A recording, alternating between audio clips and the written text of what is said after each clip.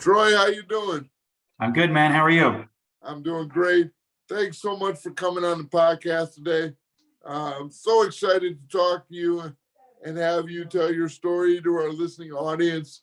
Just a little background, guys. My name is Adam. I'm the founder of CanDo, maker of Keto Krisp, and I had the absolute pleasure of being introduced to Troy Gabaldon about 4 or 5 months ago, Troy? Yeah, about 4 months ago, we met through a mutual friend. A great guy, Mark from Tootsie. I don't know if you guys are familiar with Tootsie, but check that brand out. Their bars taste great. Their people are incredible. And Troy and Mark have been friends for 30 years. And Troy, I'll let you tell the story about how, we came to meet. Okay, great. Yeah, I've known Mark since the 7th grade. Literally, we grew up in Anaheim together, and I was just kind of drawn to Mark. Even in 7th grade, he was like an idea guy. Like Disneyland was a big deal to us because living in Anaheim, and we had no money to go. And he came up with this idea that we would paint curbs. Charge people $5 to put their address on the curb. And after a couple hours, we had enough money to go to Disneyland. And so whenever we needed money for a dance or anything, Mark had an idea, and it doesn't shock me that they ended up, him and his wife, Stephanie, doing Tootsie. I love that. So wait, walk me through that process, because I always love creativity. So you put people's addresses? Oh, you mean the numbers? Yeah, the numbers on the curb, right? So it's spray painted. So we had a stencil, and we'd knock on the door, and for $5, if they wanted it re-stenciled, because it's usually fades, they would pay us $5. We would go out to the curb with a stencil and put in their address on there.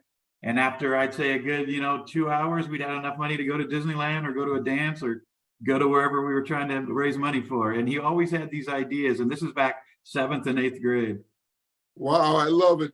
And that's, guys, for you listening audience, that's a real CanDo, a real hustler moment right there. I love it.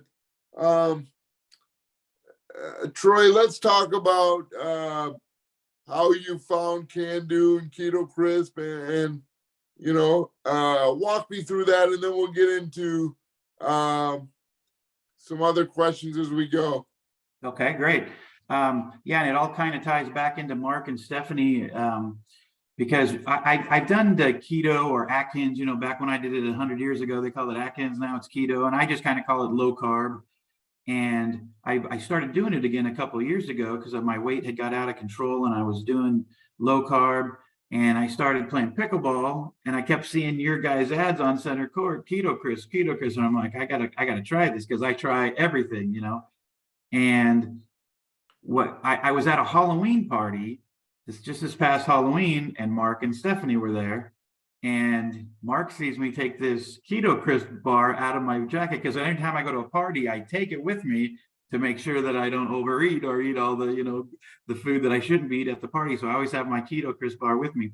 So Mark goes, "Oh, I know the owner of Keto Krisp." And I'm like, "What are you talking about?" He goes, "Yeah, we met. He gave me your number. I text you. That's kind of how me and you became friends." And but really, I saw it through an ad, watching pickleball, because I'm, love pickleball.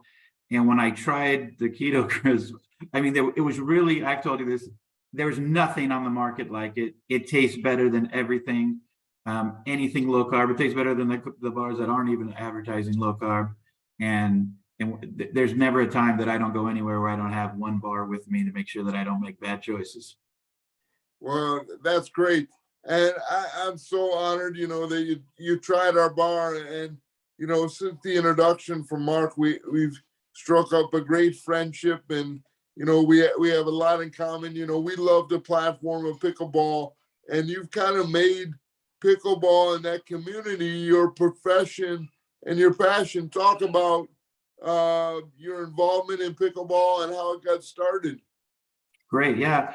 Well, when I turned 50, I'm 58 now. When I turned 50, me and my wife, we came up with a motto for the rest of our life. And the motto was, "What are we waiting for?" We're 50 years old. We got all these hopes, dreams, plans, but they always kind of seem to get pushed back because life happened, right? So we really just started, what are we waiting for? So at 50, I told her, "Look, I've always wanted to be a filmmaker. I didn't go to film school. I didn't even go to college. but I want to make movies. I used to be a stand-up comic, so I have a little bit of background in the entertainment business. And technology has caught up with guys like me who didn't go to film school. Anybody with an iPhone and some editing software can make a movie. You don't have to. So I just started making films, and I was lucky enough to get into a couple of film festivals, networked with some great people, some great directors. I ended up meeting this guy named Russ Emanuel, who's a great director. And I showed him a script. It was kind of a passion project of mine. And he said, I would love to direct this. He directed this short film, and it's been shown in over 15 countries. It's won over 200 awards. We've had talks to make it into a pilot. So as that was evolving, and I started getting into pickleball, I wanted to really combine the two. How can I combine filmmaking with my love of pickleball? And I came up with this idea for, why don't we feature people who have pickleball courts in their backyard? Let's just shoot people's. And I think it's a cool story. It was kind of during COVID. Ended up meeting some great people. I met the great pickleball pro, Cammie McGregor, and her husband, Darren, who are unbelievable people. Cammie's actually my pickleball coach now. But we filmed an episode in their backyard. And before I left, Darren, Cammie's husband, said, "Hey, you need to call Rusty over at Pickleball Channel." And I said, "Sure." And I called him up, and we started talking to him. I told him my idea, what I was doing. And after about an hour, I said, "So how long have you been with Pickleball Channel?" And he said, No. I'm the owner of Pickleball Channel." So Rusty Howes and his wife, Meredith Howes, they had a film background as well, but they started Pickleball Channel back in 2014, way before we knew what was about to happen with Pickleball Channel. So we started talking, ended up being a producer for them, and now I'm doing shows for them. So I was able to combine my love of filmmaking with pickleball. That kind of led me to you, and it's all come into the weight loss. It's all kind of combined together. You know what? I absolutely love the story, Troy. I love the creativity, and I love, really just to hear your story. I get so excited and so geeked up to hear people's journeys, their path to success, and we all view success different. But I view success as having a smile on your face, and these kinds of things and these kinds of experiences lead to CanDo. Everybody has a CanDo story, and Troy, you're a walking, rolling video legend about how you turned something as a hobby into your profession, and you incorporated to pickleball. This is one of many reasons why we as a brand decided to get behind pickleball, and I'm so excited about the sport.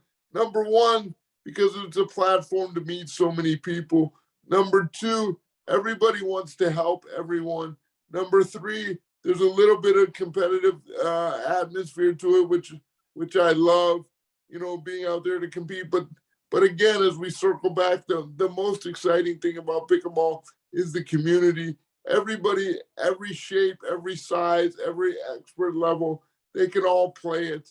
But the underlying thing here is that everybody has a CanDo story, and the fact that you can share yours and hopefully inspire maybe one or two listeners on this podcast is really, really exciting and really, really motivating. Tell me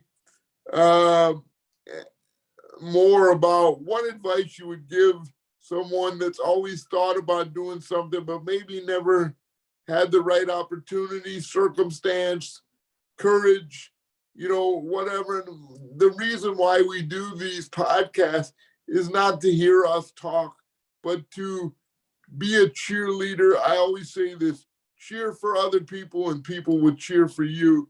And that's what I want to do with this podcast. And there's not a better cheer story than what you have and what many others have. What advice would you give to somebody that has a passion and just wants to go for it, but maybe needs an extra cheer? That's a great question. And I've kind of told you my professional kind of journey, how it, was mixed with low carb and health and movie making and all that. And it was daunting, but it was not even anywhere near as daunting as when 2.5 years ago, I haven't really talked about my weight loss. I lost 85 pounds. So my weight was out of control. I was dying, I think. I really believe I was dying. And I have a friend, my best friend, Ron Martindale, who I've grown up with my whole life. We share the same birthday. And every year for the last, I'd say 25 years, we go to Vegas together on our birthday. That's our thing. No matter where we are in the world, whatever, he's moved away. On our birthdays, we go to Vegas. Well, a couple of years ago, we went on our trip and I could barely walk around. I could barely walk from our hotel room to dinner or to the casino, wherever we were going to have fun. I couldn't even walk. My weight had got so bad. I also have a psoriatic arthritis, so my knees were terrible. And to get back to your question, it was such a daunting task. What would be it was frightening because I had so much to lose. It didn't seem like I could ever get there. So my advice would be anyone who thinks they have something that just seems impossible to do, you just have to take the first step. The first step is the most terrifying because I didn't have 5 pounds to lose. I didn't have 10 pounds to lose. I had 100 pounds I needed to lose. And that just seems impossible. But I started the diet. It's kind of a crazy story. I used my nephew Adam needed a kidney transplant and he was dying and they wouldn't do the surgery unless he lost 30 pounds. He was overweight, but he had to lose 30 pounds. So I told him, I said, Adam, I'll lose it with you. We'll do it together. His name is actually Adam? His name is Adam. And he's a Lions fan, just like you. Oh my gosh. You got to introduce me to that guy. I know, right? And I said, I'll do it with you. And it made me sound like magnanimous, but really he was helping me. It was giving me a motivation. So we lost the 30 pounds together. He got the kidney transplant from his brother, my other nephew, Ryan. They're both doing great. But I lost the pounds with him and then I just kept going. But that was kind of my motivation to take that first step. I almost needed somebody else's reason, not even my own. And the combination of going low carb, and then when I started playing pickleball, and then when I found Keto, Krisp, those three things are what got me today to be able to say I lost 85 pounds. And I'm still trying to lose 100, but those last 15 have been really hard. Well, you know what? There are no words that express how happy I am for you to do that. Like, you know, I think we've all been there where, you know, we look at the task and we say, you know, that's just so insurmountable. I don't know how we're ever going to get there. But like you said, you just take it one day at a time. You try to lose 5 pounds, and then you're able to lose the 5. And then, you know, I always tell people you got to be patient, and you got to pat yourself on the back, celebrate the wins.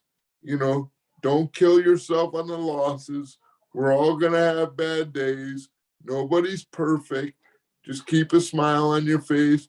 Keep moving forward, because at the end of the day, we're all cheering for each other.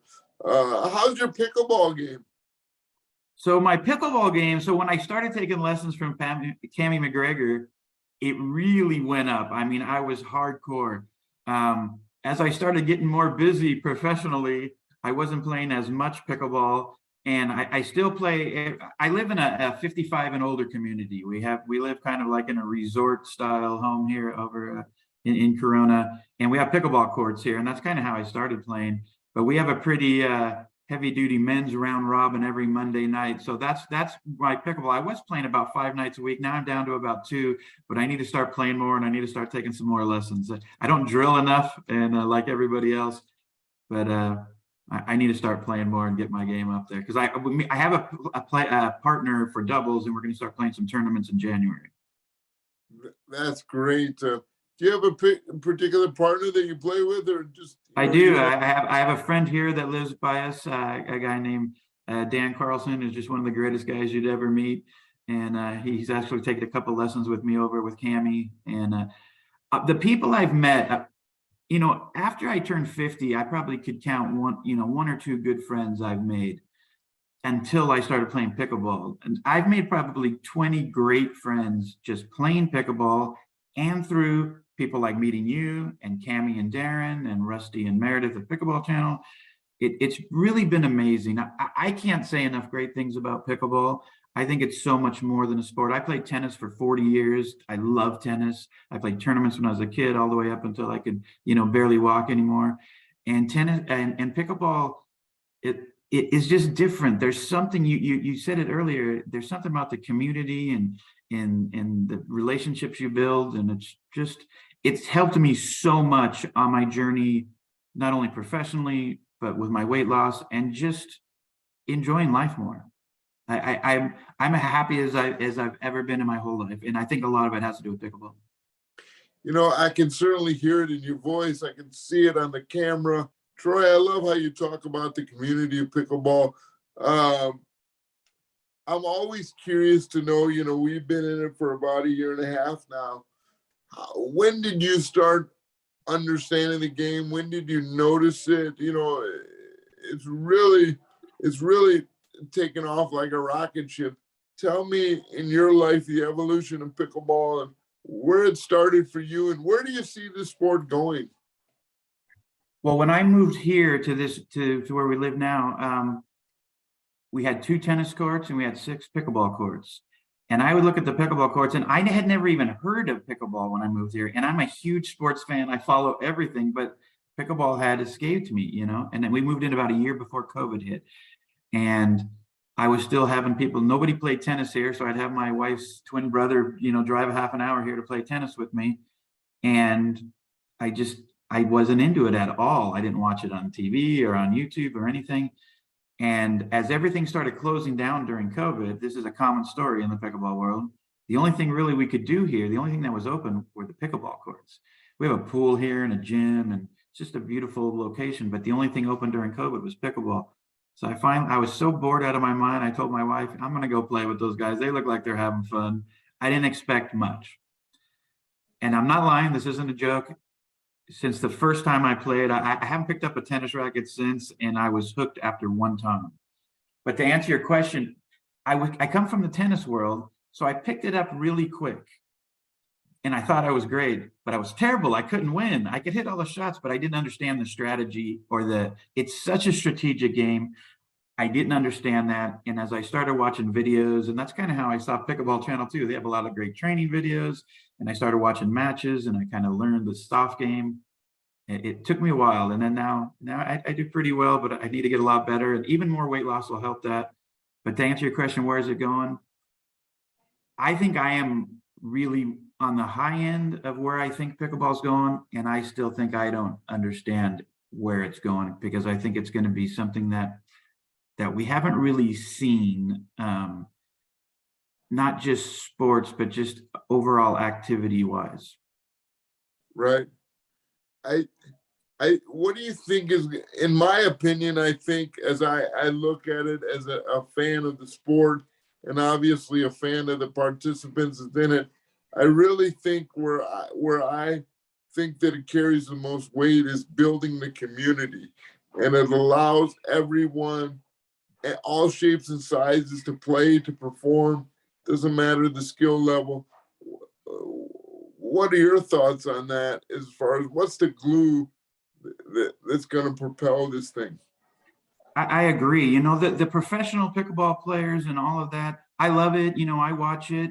But what is hugely important about pickleball is the rec player, the community. Like you said, you can go out with really a little bit of hardly any athletic ability and play it and have fun the very first time. There's not a few things. It could take you a while to get good, but anyone can have fun pretty much the first time they play it. And when I first met Rusty and Meredith from Pickleball Channel, why I kind of, was excited to work with them is that was their vision.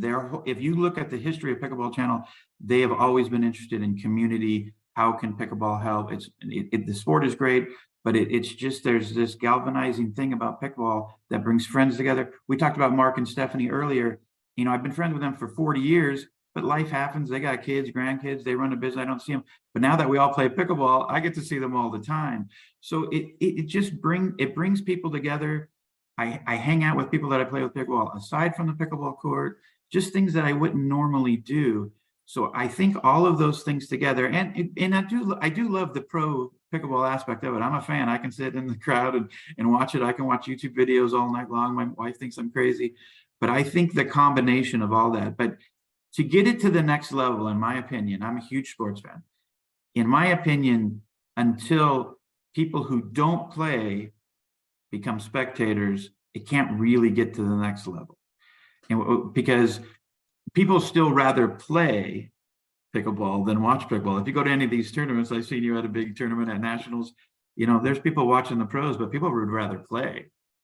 Well, I would rather watch Tom Brady than play football. So we've got to get to that point where maybe the person who doesn't play so much is more of a spectator. That's when it'll really jump.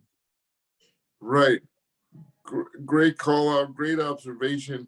I wanted to ask you how let me see. I wanted to talk about, number one, I want you to tell the listening audience, if they're interested in the sport, what's the best way for folks to get started? Maybe that have played tennis, I'm sure, that are looking at it. What's so exciting in your opinion? We talk about the community, but the actual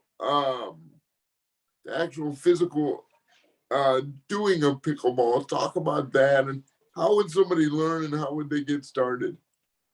Yeah, there's so many ways to, I use Facebook a lot for pickleball, just on the forums and what people are talking about, and kind of just stay with the pulse, because if we're going to make a new video for pickleball, I kind of want to see what's going on in the world of pickleball. And everybody is so helpful. Almost every community now has a Facebook page for pickleball that tells you when it's beginner's night, when it's intermediate night, when we're having a potluck, whatever it might be. But almost every community now where they're playing pickleball, and I mean, they're building pickleball courts like crazy and turning tennis courts into pickleball. And I know that's a whole other subject, the war between tennis players and pickleball players, which I think is dying down a little bit. But if you're on Facebook or any kind of social media, you can really find a source and a pickleball page where you can just get started, buy a cheap paddle, people will help you. We have a beginners group here. All of us pitch in to help the beginners class. We'll teach clinics. We'll get them started. Any way to build the sport. If someone comes in there watching us, we can see them. Let's say it's a Monday night where you got 10, men out there that are insane and competitive. It can be a little intimidating to watch us, and you might not want to come out. But really, if you come out, most people are super welcoming, and they're more than they're willing to help you and get started. Just go out there. It's fun. Just buy a cheap paddle and go out there. But look on Facebook, and you could probably find a group in your area that'll tell you when, the beginners play. That's a great suggestion. Troy, I'm fascinated by your love of people, number one, and, your love of sports, just not only pickleball, but sports in general. Talk about your work and what project you're working on. Tell the listening audience how to find you, because one of the things that really excited me was obviously your love for the brand. And by the way, what is your favorite Keto Krisp flavor? We have 9 now. What is your favorite Keto Krisp flavor? I'll take that question first because I love talking about Keto Krisp. My favorite is the original by far. That's the one that's my go-to for sure. But I'm going to give your listeners, if they eat Keto Krisp, I'm going to give them a great low carb hack right here. So my wife loves desserts. She's just, my thing was the salty, like chips, fries, that kind of thing. She likes the desserts. So I'm always trying to figure out low carb desserts for her. She doesn't need to lose the weight like I do, but she does it to support me, and it kind of works better if we're both doing it. But so I don't know if this is a new flavor, but it's new to me. It's the peanut butter chocolate. Yeah, the peanut butter chocolate chunk. Yeah, exactly, which is fantastic. But if you go buy your favorite low carb ice cream, I like Carb Smart. I get the chocolate low carb Carb Smart, tastes just like chocolate ice cream. And you crumble the Keto Krisp peanut butter peanut butter chocolate chunk on that. It's literally one of the best. It's like a Ben and Jerry's flavor. Like, it's so good. It's the greatest hack. That's our treat on Friday night. Chocolate low carb ice cream with the Keto Krisp peanut butter chocolate chunk. Well, that's great. Mark, or Troy, sorry. Um, tell the audience how they can follow you on YouTube. Guys, check Troy out. He does some great work in the pickleball community. He's talked about his passion for pickleball, obviously, and his passion for videographer and production, and really some really cool stuff. Troy, how do the folks follow you?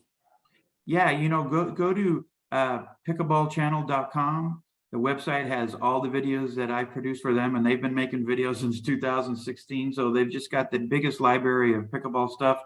I'm kind of starting a new division. It's a new chapter for Pickleball Channel. The division is called Coming in Hot. You might have seen our thing. So I'm kind of covering the kind of comedic parts of pickleball and maybe slightly irreverent parts of pickleball. So it's kind of a comedy. We're kind of the Adult Swim to the Cartoon Network, if you will.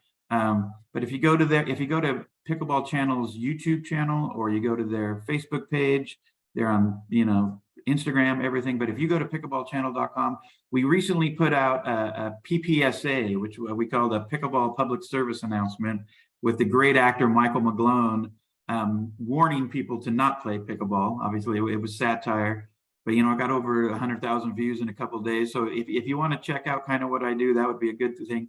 Go to YouTube, look for Pickleball Warning or Pickleball PPSA, and Michael McGlone just kills it. You know him when you see him. He was the Geico man for years, and 20 of those commercials. He's been in She's the One with Cameron Diaz and Jennifer Aniston. He started in a movie called Brothers McMullen, which is one of my all-time favorite movies, because in the independent film is a big thing now, but it wasn't back then. And that's kind of the movie.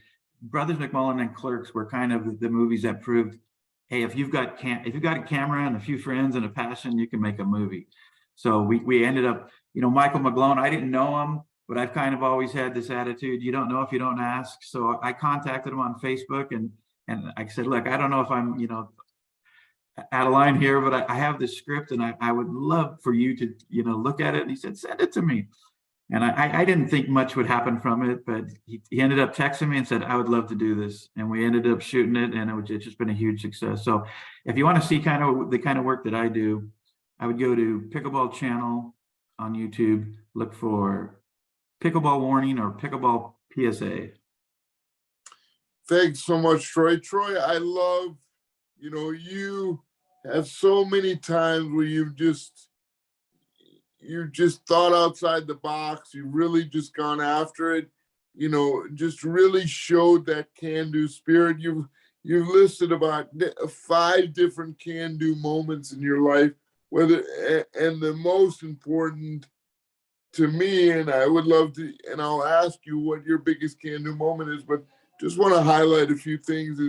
Is just being there for everybody, and such a good man. I want to comment about how impressed I am with you, and just going after it, and just having that attitude. Listen, I'm going to try. I'm going to just continue to move forward and to try. And guys, if you don't take anything away from this podcast, just try. Do what's in your heart. Can do. Have a smile. Show love. Troy, you embody that every day, and it's just it's very infectious. It's very infectious, and I'm just so happy because it makes you happy, and I can see in your voice, I can see in your smile, and it's just great. Again, with these podcasts, I kind of riff, and there's no real structure to it, but as I listen to the things that you talk about, I just want to highlight everything, because the way that you go about doing it and showing class and respect, and just just that never quit attitude is really, really admirable. And it's great. So I, thank I, you. I Go ahead. so I so appreciate those nice words, Adam. But meeting you and seeing what you do, what I've done compared to what you've done is so minute. But you are a huge inspiration for me. Just once I met you and learned about you and everything you've done and everything you've been through, you've been inspiring me to keep going. Well, I mean, I wish I could reach through the phone and give you a bigger hug.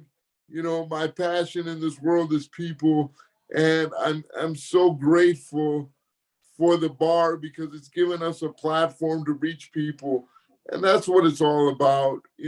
Obviously the bar tastes great, and for those that have tried it and those that are supporters of CanDo Keto Krisp, there are no words to describe how thankful I am. We are, Troy is, our entire CanDo Keto Krisp family. But it really is like the greatest gift to meet people like Troy, to give back, to be a cheerleader for others is really, really what I love.